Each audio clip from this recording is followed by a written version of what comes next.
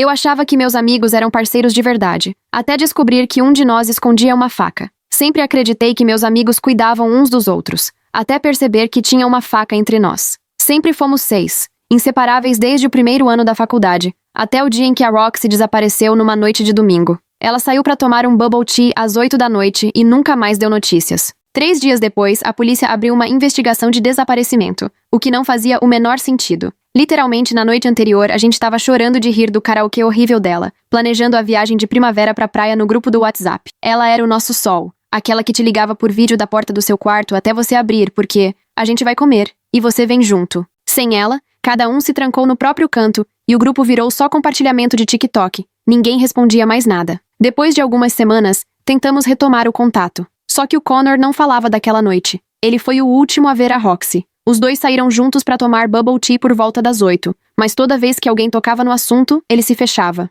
Já contei tudo pra polícia, ele dizia. Mudava de assunto ou simplesmente ia embora. Aquilo nunca me desceu. Depois disso, o Connor começou a sumir de verdade. Mas o Instagram dele mostrava outra coisa. Festa todo dia, campeonato de beer pong, viagem de primavera como se nada tivesse acontecido. Demorava dias para responder no grupo, ou só deixava a gente no vácuo. O pessoal achava que ele era o mais abalado. Naquela noite do karaokê, ele tinha se declarado pra Roxy pela 10ª vez, na frente de todo mundo. Ela deu aquele fora carinhoso de sempre. Você sabe que eu te amo, só não desse jeito. Ele riu, pediu mais uma rodada, mas todo mundo via que ele gostava dela de verdade. O Connor continuava sumido, mas tinha uma coisa que fazia ele aparecer na hora. Falar de procurar a Roxy. Quando sugeríamos procurar por ela, ele brotava do nada no grupo. Vocês estão perdendo tempo. Ela provavelmente não quer ser encontrada. A gente compartilhava cartaz de desaparecida. E em segundos, isso é obsessão. Deixa ela ir. Quando os pais dela vieram pro campus, ele convenientemente ficou doente e não pôde encontrar. Semanas depois, topei com o Connor numa festa. Ele estava muito bêbado, quase caindo. Quando me viu, grudou no meu ombro e me puxou pra perto. O bafo dele, puro vodka. Sabe qual é a graça? Ele falou enrolado. Todo mundo acha que ela é perfeita, mas ninguém perfeito some assim. Vai ver, ela finalmente foi pra onde queria de verdade. O jeito que ele disse aquilo me fez sentir que ele sabia exatamente onde a Roxy estava. Aquilo foi o limite. Eu precisava contar pro resto do grupo. Todo mundo achou que era exagero. Ele tá deprimido, disse a Nicole. As pessoas falam coisas estranhas quando estão sofrendo. O Richard também achou que era só tristeza. Ele amava ela. Deve estar só bêbado e perdido. Mas aí a Nicole falou que não dava pra deixar ele sozinho daquele jeito. Mesmo afastando todo mundo, a gente precisa garantir que ele tá bem. Amigo de verdade faz isso. Aparece, principalmente quando alguém tá mal. No sábado à tarde, resolvemos ir até a casa dele de surpresa. Quando o Connor abriu a porta, o Richard já foi entrando. O Connor ficou em pânico. A gente disse que estava preocupado, só queria ver se ele estava bem. Ele insistia pra gente ir embora, dizendo que estava exausto, que só queria dormir um pouco. Foi então que ouvimos um barulho estranho vindo do subsolo. O Connor ficou branco. Disse que era o vizinho arrastando o móvel, que as paredes eram finas, mas ele morava no térreo. A única coisa embaixo era o porão. Ele foi ficando cada vez mais nervoso, quase empurrando a gente pra fora. Foi quando reparei em 2 pratos na pia, 2 copos no balcão, 2 casacos pendurados. O Connor morava sozinho. Saímos, mas algo não batia. Fiquei falando dos pratos, do barulho no porão, do desespero dele. Gente, tem alguma coisa errada, insisti, mas o resto parecia aliviado. Tá vendo? Ele tá vivo. Só tá de luto, disse a Nicole até animada. Coitado, deve ter alguém lá com ele. O Richard deu aquele tapinha no meu ombro, como se eu tivesse viajado. O Connor sempre foi estranho com o espaço dele. Pelo menos tentamos. Até o barulho do porão virou piada. Prédio velho faz barulho, brincou a Jade. O Connor tá claramente de luto. Cumprimos nosso papel de amigos. Todo mundo satisfeito, como se o caso tivesse acabado. Só eu não conseguia tirar aquele barulho da cabeça. Aquela noite não consegui dormir. Pensava na Roxy, no jeito estranho do Connor, naqueles 2 copos. Às 3 da manhã, decidi voltar de carro pra casa dele. Estacionei do outro lado da rua e fiquei só observando. As luzes ainda estavam acesas. Pela janela, vi ele andando de um lado pro outro, falando ao telefone. Depois sumiu. Uns minutos depois, ele entrou carregando 2 sacolas de farmácia. Quem vai à farmácia às 3 da manhã? Fiquei ali até o sol nascer. Umas 6, vi o Connor saindo com um saco de lixo. Foi até o container atrás do prédio, olhando pra trás o tempo todo. Jogou o saco fora e voltou correndo pra casa. Eu sabia que não devia, mas fui olhar dentro do lixo. Meu estômago virou. Logo em cima estavam os recibos da farmácia. Curativos, antisséptico, vitaminas femininas, pílula do dia seguinte. Mas lá no fundo, todo ensopado do que parecia sangue seco, estava o moletom roxo da NYU da Roxy, o mesmo que ela usava naquela noite. As mangas estavam rasgadas, como se tivessem servido para amarrar alguém. Minhas mãos tremiam, mas consegui tirar fotos de tudo. Foi aí que ouvi a porta do Connor se abrindo no andar de cima. Meu coração disparou. Me escondi atrás do container, tentando sumir na sombra. Os passos dele ecoavam na escada de incêndio, cada barulho metálico me dando mais pânico. Segurei o celular com força, as fotos brilhando na tela, e decidi na hora. O moletom ia ter que ficar. Eu precisava correr. Corri pro carro, o tênis batendo no concreto molhado. Atrás de mim, ouvi a voz do Connor cortando o silêncio da manhã, afiada e acusadora. Ele se colocou entre mim e meu Honda, bloqueando minha saída. Os olhos dele iam do meu rosto para a tela do celular, e vi a expressão dele mudar de confusão para compreensão, e de repente para algo assustador. Forcei as palavras a saírem. Minha voz parecia mais firme do que eu estava sentindo. A pergunta ficou no ar entre nós. Um desafio. O rosto do Connor mudou rápido. Pânico, depois aquele olhar frio e calculista, até virar raiva. Ele deu um passo decidido, e a resposta dele gelou meu sangue. A confissão foi como um soco. Uma janela se abriu acima de nós. As reclamações da Dona Chen sobre o barulho foram a deixa perfeita que eu precisava. Aproveitei a distração e passei por Connor, esbarrando de leve no ombro dele enquanto corria para o carro. Ele logo se voltou para a vizinha, todo simpático, com aquele jeito desencanado que eu já conhecia de outras situações. O discurso dele parecia super razoável, só duas pessoas se desentendendo por causa do lixo. Nada demais. Enquanto isso, minhas mãos tremiam tentando encaixar a chave, até que consegui ligar o carro. Olhei pelo retrovisor e vi o Connor no celular, mexendo freneticamente. Minha cabeça estava a mil, pensando em todas as possibilidades. Se eu fosse direto para a delegacia, demoraria uns 15 minutos, tempo suficiente para ele destruir qualquer prova antes que eu conseguisse falar com alguém. O meu apartamento era mais perto e, naquele momento, o mais importante era garantir que eu tinha tudo salvo. As ruas vazias passavam num borrão enquanto eu acelerava, com o celular vibrando sem parar no banco do passageiro. O nome da Nicole piscava na tela várias vezes. No sinal vermelho, resolvi ver as mensagens e senti o estômago despencar. O Connor já tinha começado a manipular tudo, me pintando como a louca da história. O discurso da amiga preocupada já estava engatilhado. Entrei em casa às pressas. Nem liguei de trancar a porta. O notebook parecia demorar uma eternidade para ligar, enquanto eu criava contas novas em tudo quanto era serviço na nuvem, enviando cada foto para todos eles. O barulho do chuveiro da minha colega de quarto me fez congelar. Se o Connor resolvesse dizer que eu estava perseguindo ele, ter uma testemunha naquele momento não ia ajudar em nada. Quando terminei de subir os arquivos, comecei a analisar as fotos com mais calma. Os horários dos recibos da CVS seguiam um padrão estranho. Todas as compras às 2h47 da manhã, como se fosse um ritual. Os itens eram sempre os mesmos: curativos, antisséptico, produtos de higiene feminina. 2 semanas repetindo a mesma lista, 2 semanas em que alguém estava sendo mantido sob controle, machucado, vigiado. O celular apitou com uma mensagem do grupo do Richard. Ele marcando uma reunião de emergência soava mais como armadilha do que qualquer outra coisa, mas eu não podia faltar sem levantar suspeita. O ataque preventivo do Connor estava indo exatamente como ele queria. Peguei as chaves do carro já sabendo que estava indo direto para a boca do lobo. Enquanto esperava no quarto, tentando me preparar, a Nicole ligou. O jeito dela falar, todo neutro, já dizia tudo. Ela repetia a versão do Connor, do quanto eu estava obcecada fazendo perguntas sobre ele e a Roxy. Já dava para sentir a dúvida na voz dela, a manipulação funcionando. Eu sabia que precisava agir antes que ele sumisse com as provas. Voltei correndo pro prédio dele, mãos suando no volante.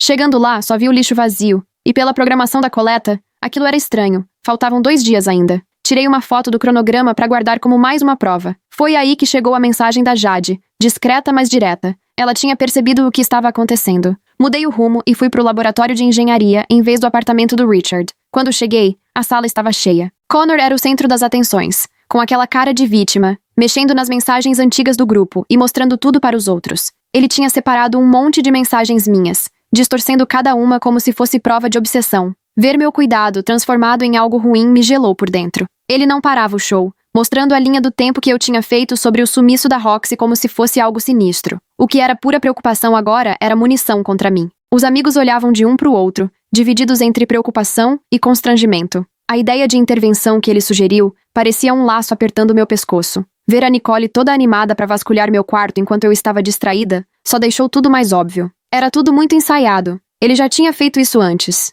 Saí do prédio do Richard e dei de cara com um e-mail do RA, falando de relatos preocupantes sobre mim e avisando que meu cartão de acesso tinha sido bloqueado até uma avaliação de bem-estar. Percebi que o alcance do Connor era muito maior do que eu supunha. Ele já estava um passo à frente fazia tempo. A doutora Patel ignorando minhas provas foi outro baque. O Connor já tinha conversado com ela, contado sua versão dramática do grupo destruído por uma tragédia e me pintado como alguém incapaz de lidar com isso. Ela já tinha decidido que meu problema era culpa mal resolvida do ensino médio, nada a ver com agora. O sistema que deveria me proteger agora trabalhava contra mim. Achei uma porta de manutenção destrancada no prédio do Connor e entrei. O apartamento estava vazio, mas dava para ouvir barulho vindo do duto do chão, abafado, longe, mas inconfundível. Alguém estava ali embaixo, num porão que nem deveria existir. No banheiro dele, mais provas. Fios longos de cabelo preto no ralo que certamente não eram dele. O celular carregando no balcão, tela cheia de notificações de farmácia, lembretes de remédio, cronômetros, tudo indicando que ele estava controlando a medicação de alguém. Os dados da Jade no laboratório deixaram tudo ainda mais claro. Ela rastreou o uso do cartão de acesso do Connor pelo campus e mostrou que ele ia várias vezes à noite no porão do antigo prédio de psicologia, sempre batendo com os horários das compras de farmácia. Ou seja, ele mantinha 2 lugares, indo de um para o outro como um relógio. Enquanto fazíamos isso, chegou uma mensagem da Emma, a ex do Connor do 2º ano, aquela que sumiu no meio do semestre. Saber que ela estava pronta para contar o verdadeiro motivo só aumentou minha esperança e meu medo. Do nada, o Richard me mandou uma mensagem privada. Ele tinha percebido as incoerências, e a Nicole tinha achado meus links das nuvens. Queriam conversar sem que o Connor soubesse. Finalmente as rachaduras começavam a aparecer no círculo dele. Nos stories do Instagram, o Connor aparecia todo convincente, cercado pelo pessoal, como se fosse o amigo enlutado perfeito. Mas o print da Jade com a localização dele mostrava outra coisa. Enquanto ele fingia estar com todos, o celular estava perto do prédio de psicologia. Mais uma visita ao esconderijo. A ligação da doutora Martinez, da segurança do campus, chegou quando eu já estava indo para a lanchonete fora dali. Quando ela citou as informações do cartão da Jade e se mostrou aberta para uma conversa mais descontraída, senti, pela primeira vez no dia, uma esperança verdadeira. Finalmente alguém com voz de comando estava disposto a me escutar. As coisas começavam a fazer sentido, mas o Connor era mais rápido. Ele já tinha previsto meus movimentos e se preparado para qualquer resistência da minha parte. A briga pela verdade sobre a Roxy estava só começando, e eu já me via encurralada. Mas eu tinha algo que o Connor não esperava. Amigos que começavam a desconfiar da versão dele, provas que ele não podia apagar, e uma vontade de encontrar a Roxy que nenhuma mentira ia abalar. No meu celular, eu revisava prints da página do Facebook da minha mãe. Connor vinha mandando mensagens para ela, se passando por um amigo preocupado, dizendo que eu estava desestabilizada na escola. A manipulação dele já tinha ultrapassado os muros da faculdade e chegado até minha família. Reconheci o padrão na hora. A Emma já tinha contado que ele fez a mesma coisa com ela antes de ela precisar mudar de escola. Doutora Martinez ouviu tudo com atenção enquanto eu desabafava na lanchonete. Emma participou por videochamada, o rosto tenso contando o que viveu. Connor manteve ela presa por 3 dias no 2º ano, mas quando tentou denunciar, todo mundo tratou como se fosse drama de namoro. O comportamento dele só piorava. O que tinha sido um fim de semana com a Emma, agora viravam semanas no caso da Roxy. Nicole passou a questionar por que Connor estava tão desesperado para me expulsar da faculdade, se tudo não passava de um surto meu. Numa reunião tensa no apartamento dele, ela foi direta. Perguntou por que ele queria tanto impedir minha investigação. A resposta dele disse tudo. Ofereceu pagar a mensalidade dela se ela me mantivesse longe do apartamento. O suborno saiu pela culatra. Nicole percebeu que tinha algo muito errado. Mais tarde, ela e Richard me encontraram escondidos no meu apartamento. Contaram que Connor estava cada vez mais fora de si, desde que começaram a duvidar das histórias dele. A gente decidiu investigar o porão do prédio de psicologia usando o crachá da Jade que tínhamos conseguido. O que achamos lá me deixou gelada. Um espaço improvisado para alguém morar, correntes na parede, dezenas de frascos de remédio e o celular sumido da Roxy atrás de um tijolo solto. Uma ex-colega de quarto da Emma, a Sarah,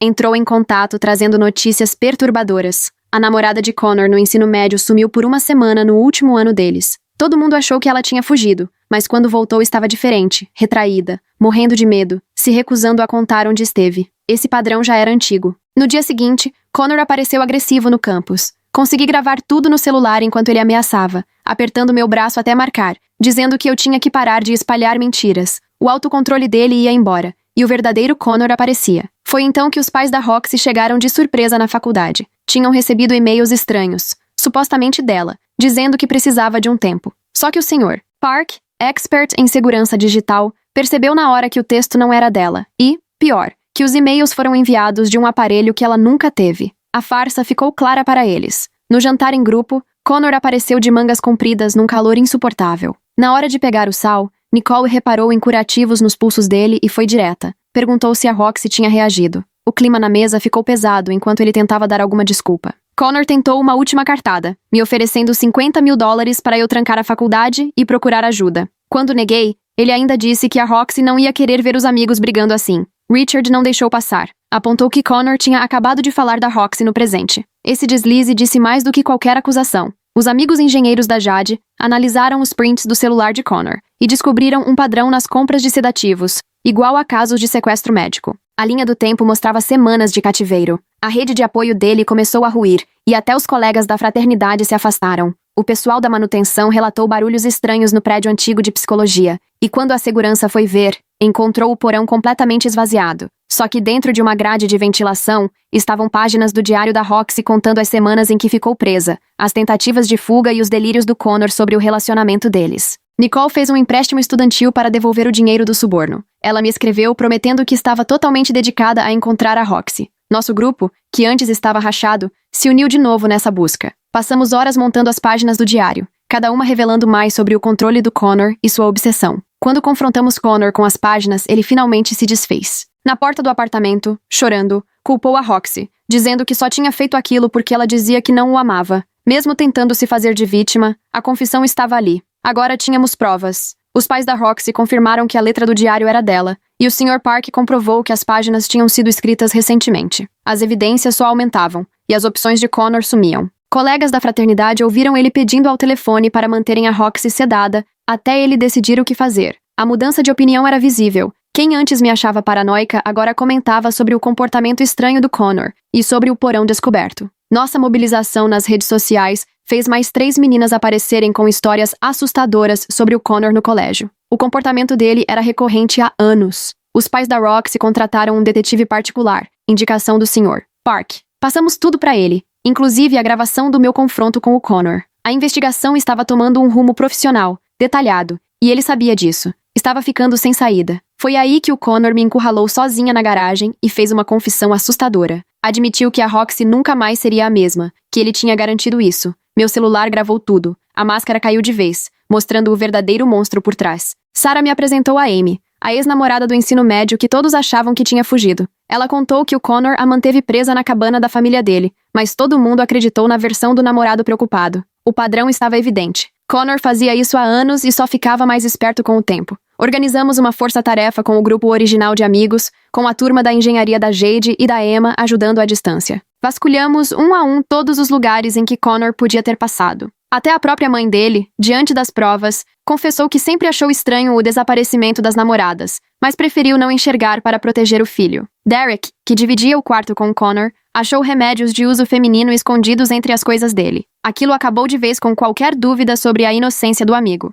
Até os apoiadores mais fiéis de Connor começaram a se afastar à medida que as evidências só aumentavam. A doutora Patel, do serviço de aconselhamento, me procurou para pedir desculpas e reconheceu que devia ter percebido as manipulações de Connor. Pessoas que antes duvidavam vieram relatar o que tinham notado. Até desconhecidos comentaram que viram Connor comprando produtos femininos várias vezes, sempre tarde da noite e sozinho. O detetive particular confirmou que as compras na farmácia batiam certinho com um tratamento médico específico para manter uma pessoa sedada, mas viva. Estava claro que era um cativeiro prolongado e planejado. Os pais da Roxy deram um ultimato. Connor tinha 24 horas para contar onde estava a filha antes que resolvessem tudo do próprio jeito. Durante uma festa no campus, Connor teve um surto e se expôs para todo mundo, gritando que as mulheres eram ingratas e não valorizavam o amor verdadeiro, deixando claro quem ele realmente era. A gravidade da situação ficou impossível de ignorar. Precisávamos encontrar Roxy antes que ele fizesse algo irreversível ou que os pais dela perdessem a cabeça. Em vez de comemorar algum avanço, fui até a mãe de Connor. Tentei conversar com empatia e pedi ajuda para salvar tanto a Roxy quanto o próprio filho, perguntando se havia algum lugar onde ele se sentisse seguro o suficiente para esconder alguém. Foi aí que ela comentou sobre um sítio da família, a 20 minutos dali, onde Connor passava as férias quando era criança. Cruzando informações sobre os lugares, as compras e a rotina dele, chegamos a 3 endereços possíveis. Connor foi encontrado e preso no segundo deles, mas Roxy não estava lá. Ele riu enquanto era levado, desafiando. Vocês nunca vão encontrar ela a tempo. A mãe de Connor, então, lembrou de detalhes do sítio. Ele tinha uma oficina num celeiro antigo e passava horas sozinho lá na adolescência. A equipe de busca não perdeu tempo, enquanto o advogado milionário de Connor tentava soltá-lo alegando um detalhe técnico. O tempo estava contra nós. Quando estávamos chegando na propriedade, o Derek ligou e lembrou que Connor já tinha contado que o porão anti-tempestade era a prova de som, feito para ensaios de banda na época do colégio, perfeito para esconder alguém. O time se dividiu e vasculhou cada construção tomada pelo mato, enquanto o advogado de Connor, lá do escritório chique no centro, dava entrada num processo contra mim por assédio. As portas do porão estavam trancadas com cadeado por fora, mas pegadas recém-feitas levavam até um cano de ventilação no chão. Alguém alimentava ela por ali. O maquinário do Sr. Parks chegou em minutos, e com os paramédicos prontos, arrombamos o cadeado. O cheiro foi o primeiro choque. Ar parado com dejetos humanos e medo. Roxy estava acorrentada à parede, magra demais e quase apagada de tanto remédio. A equipe de resgate agiu de forma precisa, registrando tudo como prova, enquanto eu segurava a mão dela. Ela me apertou de volta, fraquinho. Já na ambulância, as primeiras palavras dela saíram num sussurro. Disse que sabia que eu ia encontrá-la, que Connor repetia que todos achavam que ela tinha fugido, mas ela confiava que eu não cairia nessa. Os paramédicos deram mais soro enquanto voávamos para o hospital. O advogado de Connor se mexeu rápido. Quando chegamos ao pronto-socorro, já tinha denúncia de assédio contra mim, alegando que invadia a propriedade sem mandado. Ele argumentava que o sítio da família fora violado ilegalmente. Meu celular não parava de apitar com notificações, enquanto a pressão jurídica aumentava. No dia seguinte, o reitor me chamou na sala dele. A influência da família de Connor já era sentida na universidade, e eu podia ser expulso pelo meu papel no resgate da Roxy. A ironia era pesada. Salvei minha amiga, mas podia perder tudo. Os pais do Richard ameaçaram cortar a faculdade dele se ele continuasse envolvido. E a família da Nicole demonstrou as mesmas preocupações. Um a um, o grupo que se juntou para salvar a Roxy foi se desfazendo sob a pressão dos processos e do dinheiro. Eu entendia, mas sentia o isolamento chegando cada vez mais perto. Sozinho na sala do reitor, tive que decidir: aceitar um acordo para ficar quieto e continuar na faculdade, ou arriscar expulsão para garantir que Connor fosse responsabilizado. Nem precisei pensar. Escolhi a justiça, sabendo que isso traria uma batalha judicial longa. A audiência preliminar reuniu todo mundo: sobreviventes, famílias, amigos e Connor, que insistia na história de mal-entendido apesar das provas esmagadoras. O advogado tentou pintar ele como um jovem perturbado que precisava de tratamento, não de prisão. Roxy depôs por vídeo do leito do hospital. Seu relato sobre o cativeiro, os remédios, as correntes e os delírios de Connor de um futuro juntos